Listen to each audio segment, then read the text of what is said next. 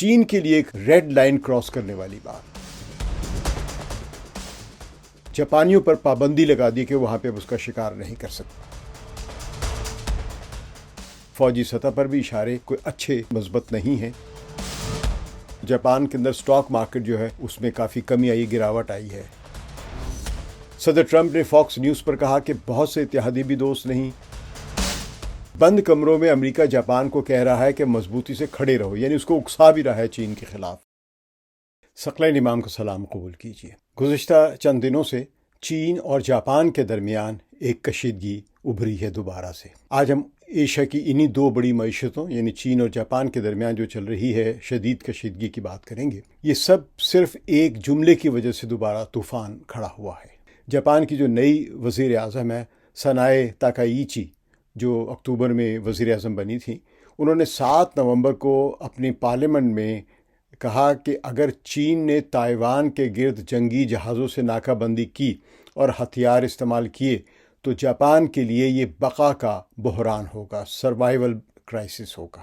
تو یہ بقا کا بحران والا جملہ بہت بڑی بات ہے، کیونکہ جاپان کا آئین دوسری جنگ عظیم کے بعد سے فوج کو صرف اپنے دفاع تک محدود رکھتا ہے. تو 2015 میں ایک نیا قانون بنا تھا کہ اگر امریکہ جیسا قریبی اتحادی خطرے میں ہوگا تو جاپان بھی اس کی مدد کر سکتا ہے، جو کافی متنازع رہا ہے. تو تاکایچی نے پہلی بار کھل کر کہہ دیا کہ تائیوان کا معاملہ بھی جاپان کی اپنی بقا کا معاملہ ہے. چین کے لیے ایک ریڈ لائن کراس کرنے والی بات ہے. تو چین نے اس کا بڑا سخت جواب دیا ہے. ایک تو تنقید کی، اور دوسرے 19 نومبر کو چین نے جاپانی مچھلی، کیکڑے اور سمندری اورچن وغیرہ جو ہے، جو وہاں پہ سی فوڈ جس کو کہتے ہیں، ان سب پر جاپانیوں پر پابندی لگا دی کہ وہاں پہ اس کا شکار نہیں کر سکتے، یعنی ماہی گیری نہیں کر سکتے ہیں.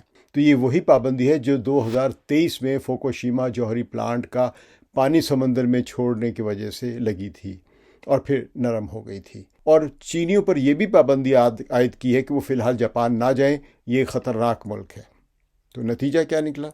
صرف 3 دن میں 5,20,000 سے زیادہ جاپان کے ٹکٹ اور ہوٹل منسوخ ہوئے ہیں جہاں پہ چینیوں نے جانا تھا. تو یہ بڑا نقصان بھی ہے ان کے ٹورزم کا بھی. تو جاپان کو اگلے 3 مہینوں میں $9 ارب تک کا ایک نقصان پہنچ سکتا ہے اگر یہ پابندی زیادہ عرصے برقرار رہتی ہے. تو چین کے سرکاری اخبارات نے اس بات کو یوں کہا ہے کہ جاپان کے اس بیان نے ایک تاریخی زخم کو جو مندمل ہو رہا تھا اس کو دوبارہ سے ہرا کر دیا ہے، دوبارہ سے گہرا کر دیا ہے. اب یہ کیا ہے؟ اس کو ایک گلوبل ٹائمز جو ہے چین کا، اس کے ایڈیٹر جو ہے شی جن نے، انہوں نے لکھا ہے کہ تاکایچی کا جو بیان ہے یہ 1931 والا جذبہ واپس لا رہی ہے، وہی تصادم اور نفرتوں اور جنگ والا. تو یہ 1931 کا جو حوالہ ہے یہ منچوریا حملے کا ہے. اس سال جاپان نے چین کے شمال مشرقی حصے منچوریا پر قبضہ کر لیا تھا. چین اسے آج بھی ایک اپنی کیا کہتے ہیں قومی ذلت سمجھتا ہے. اور اس دوران جب جاپان نے قبضہ کیا تھا منچوریا پر تو منچوریا میں بہت قتل عام بھی کیا تھا، اور یہ بات مکمل طور پر چینیوں کے ذہن میں آج تک موجود ہے. تو چین کے ایک اور اخبار جو ہے، جو سرکاری اخبار بھی کہلاتے، پیپلز ڈیلی، اس نے لکھا ہے کہ جاپانی فوجیزم دوبارہ قبر سے نکل کر زندہ ہو گیا ہے. سب سے خطرناک بات ایک چینی قونصل خانے کی پوسٹ تھی جس میں لکھا تھا کہ تاکایچی کا سر قلم ہونا چاہیے.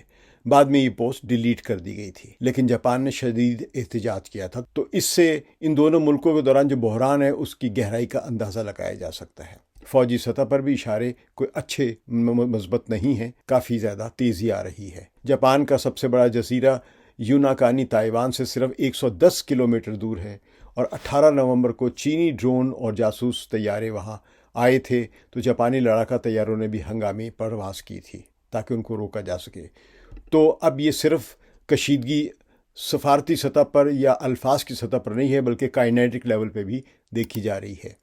اچھا، سینکاکو جزیرے جو ہیں جنہیں چین دیایایوو کہتا ہے وہ متنازع ہیں. دونوں دعویٰ کرتے ہیں کہ وہاں چینی کوسٹ گارڈ کے جہاز مسلسل گشت کر رہے ہیں. ظاہر ہے جب کرائسس بڑھتا ہے تو جاپان کے اندر سٹاک مارکیٹ جو ہے اس میں کافی کمی آئی، گراوٹ آئی ہے. تو ٹوکیو انڈیکس جو ہے نیکی، اس کا ایک دن میں 1.5% وہ ڈراپ ہوا ہے، یعنی $200 ارب جو ہے وہ ایک ہی دن میں غائب ہو گئے ہیں. تو میک اپ کمپنی شیسیڈو کی شیئرز جو ہیں وہ 9% تک گرے ہیں، کیونکہ اس کی 1/3 فروخت چین میں ہوتی ہے. تو جاپان کے سب سے بڑے جو ایک کاروباری گروپ ہے کیدا نرین، اس کے سربراہ نے کل وزیر اعظم سے کھلے عام کہا کہ سیاسی بات الگ، معاشی رشتہ خراب نہ کریں۔ چین ہمارے لیے ناقابل تلافی نقصان ہے۔ یعنی جاپان کی انڈسٹری کا ایک رہنما جو وہ کہہ رہے ہیں کہ اگر چین سے حالات کشیدہ ہوتے ہیں تو جاپان کے لیے اقتصادی طور پر بڑا خطرناک ثابت ہو سکتا ہے۔ ظاہر ہے اگر جاپان اور چین کی کوئی کشیدگی بڑھ رہی تو امریکہ تو اس میں خاموش نہیں رہے گا نا۔ صدر ٹرمپ نے فاکس نیوز پر کہا کہ بہت سے اتحادی بھی دوست نہیں، لیکن جب کاروبار کی بات آئے تو چین دوست ہے۔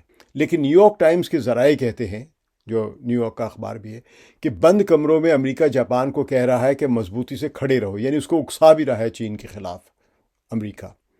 تو بیجنگ میں 18 نومبر کو دونوں ممالک کے نائب وزراء خارجہ ملے ہیں، کوئی نتیجہ نہیں نکلا۔ چین نے کہا معافی مانگے، جاپان نے کہا ہماری پوزیشن وہی پرانی ہے۔ ٹیمپل یونیورسٹی جاپان کے ایک پروفیسر ہیں جیف کنگسٹن نے NPR کو بتایا کہ تاکایچی نے جان بوجھ کر چین کی تمام ریڈ لائنز کراس کی ہیں۔ وہ جانتی ہیں کہ چین اس پر سخت غصے میں آئے گا، لیکن وہ سزا آخر میں چین کو مہنگی پڑے گی اگر چین اس پر رد عمل دکھاتا ہے، کیونکہ سازش تیار کی جا رہی ہے نا، پرووک کرنا ہے اینمی کو۔ تو اسی لیے چین ابھی تک ریسٹرین کا بھی مظاہرہ کر رہا ہے۔ تو اب دیکھنا یہ ہے کہ جاپان کتنا معاشی نقصان برداشت کر سکتا ہے، جس کے نتیجے میں اس کے خیال میں چین کو زیادہ نقصان پہنچے گا۔ تو اگلے ہفتے برازیل میں G20 سربراہی اجلاس ہے۔ دنیا دیکھ رہی ہے کہ شی جن پنگ اور تاکایچی ایک دوسرے سے ہاتھ ملائیں گے وہاں پر یا نہیں، کیونکہ دونوں وہاں پہ مہمان ہیں۔ یہ ایک چھوٹا سا جملہ یعنی جو تاکایچی نے کہا تھا، یہ سب سے بڑی کشیدگی کا ایک سبب بن گیا ہے۔ دعا ہے کہ عقل غالب آئے اور معیشت بھی بچ جائے دونوں ملکوں کی اور خطے کی، اور امن بھی قائم رہ سکے۔ شکریہ۔ ثقلین امام کو اجازت دیجیے۔ خدا حافظ۔